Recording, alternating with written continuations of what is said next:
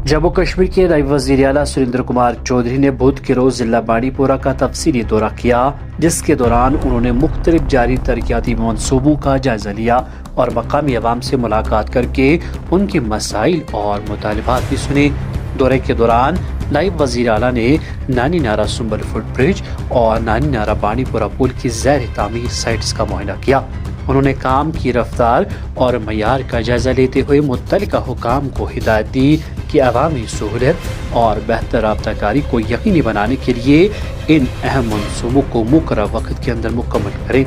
बाद सुरेंद्र कुमार चौधरी ने सदर कोटबाला का दौरा किया, जहां उन्होंने मकामी बाशिंदों से पत्थर की कानों से मुत्तलिक मसाइल पर तबादला ख्याल किया।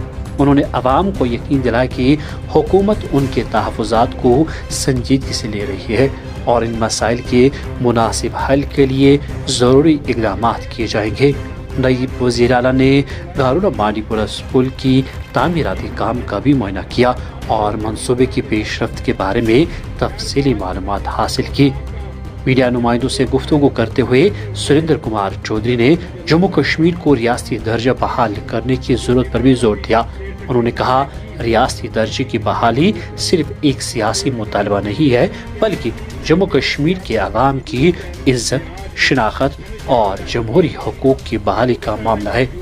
उन्होंने मज़ीद कहा, यकीन दिला के जाऊंगा कि मैं जल्दी ही 1-2 दिन के अंदर में ऑनरेबल एमएलए को बुलाऊंगा और जो रिपोर्ट आई है उस रिपोर्ट को पढ़ के रेस्पेक्टेड ऑफिसर्स और देखिए, मेरी सबसे बड़ा आज टूर है बांडीपुर का, जिसमें सुंबल कांचौंसी और बांडीपुर कांचौंसी दोनों का मेरा टूर है। आप भी लोग, क्योंकि आप एक जरिया हैं जो लोगों को पता चले कि सरकार क्या कर रही है।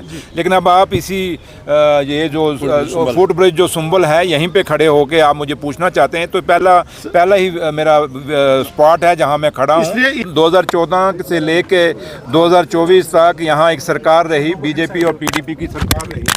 तो अब ये सवाल तो आपको पीडीपी के लोगों को पूछना चाहिए, या कोई बीजेपी के लोग यहाँ आते हैं तो उनको पूछना चाहिए कि आप कहते हैं कि हमने अपनी जब हमारी सरकार थी उन्होंने बड़ा काम किया, तो ये फुट ब्रिज क्यों नहीं बना। लेकिन आज मैं यहाँ पे, क्योंकि ऑनरेबल एमएलए हिलाल साहब का असेंबली में भी बड़ी बार इस मुद्दे को उठाया और आज इन्होंने कहा कि मेरे इस स्पॉट पे विज़िट करना है, तो मैं आया हूँ। और 15 साल पहले इसका आपने फुट ब्रिज के लिए इनका डीपीआर बना है, क्योंकि पहले ये बना फिर ये एसीबी में चला गया और उसके कारण डिले हो गया। लेकिन अब मैंने, क्योंकि 15 साल पहले पॉपुलेशन भी कम थी, 15 साल पहले लोगों की ज़रूरतें भी कुछ और थी, लेकिन आज 15 साल बाद जब मैं यहाँ खड़ा हूँ तो फुट ब्रिज के बजाय मैं क्या, लोगों की डिमांड है कि हमें यहाँ पे एक मोटरेबल ब्रिज दिया जाए।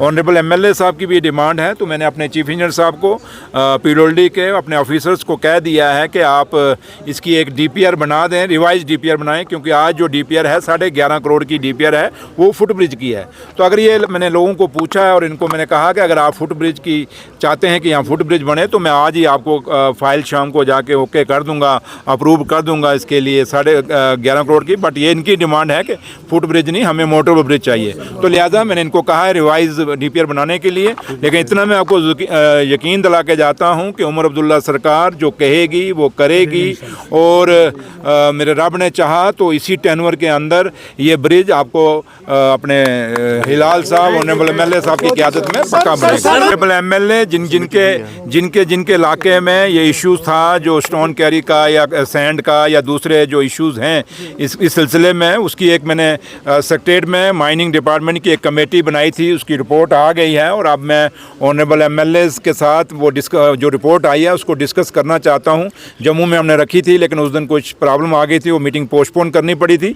अब बहुत जल्दी वो मीटिंग करके आपको जो भी नतीजा है वो सामने आएगा, क्योंकि चाहे हिलाल साहब हैं या बाकी जितने भी ऑनरेबल एमएलए हैं जिनके इलाके में ये क्वेरीज का काम है, उनका बड़ा प्रेशर है। लेकिन कोशिश हमारी ये की जाएगी कि जो पुराना रोज़गार लोगों को लगा हुआ था, उस रोज़गार को बंद, हम उमर अब्दुल्ला सरकार को रोज़गार देने के लिए लोगों ने चुना है, ना कि लोगों को बेरोजगार करने के लिए। जो बात, जहाँ तक ये क्वेरीज का बात है, इससे पहले ये सब क्वेरीज होती थी, लेकिन बदकिस्मती है कि पीडीपी और बीजेपी के दौर में जो माइनिंग पॉलिसी बनी उस समय इन लोगों को बेरोजगार किया गया है। तो इसलिए आज हमारी बदकिस्मती है कि हमें अभी 1.5 साल, 2.25 साल होने लगे, हम वही गलतियां जो उन्होंने की, जो जम्मू कश्मीर के लोगों का नुकसान किया, उसी को सुधारने में लगे।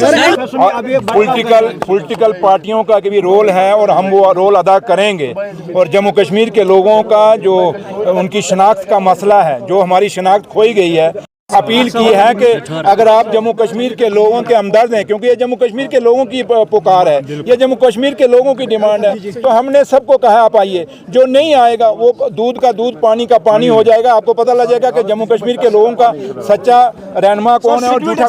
तो इसलिए हमने उन लोगों को सबको अपील की है, आप जो आएगा जंतर मंतर में समझ लीजिए वो जम्मू कश्मीर के लोगों का हमदर्द है, जो नहीं आएगा समझ लीजिए वो जम्मू कश्मीर के लोगों का गद्दार है। और जहाँ तक ताल्लुक है, ये खाली पॉलिटिकल लोगों का ही जिम्मेवारी नहीं बल्कि जम्मू कश्मीर के मीडिया का बहुत बड़ा रोल है।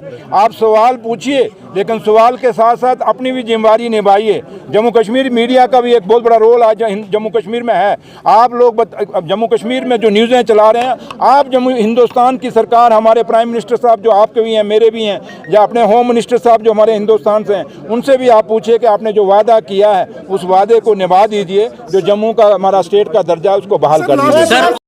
मजीद मुनफरिद और दिलचस्प वीडियोस के लिए हमारी YouTube चैनल जरूर सब्सक्राइब करें।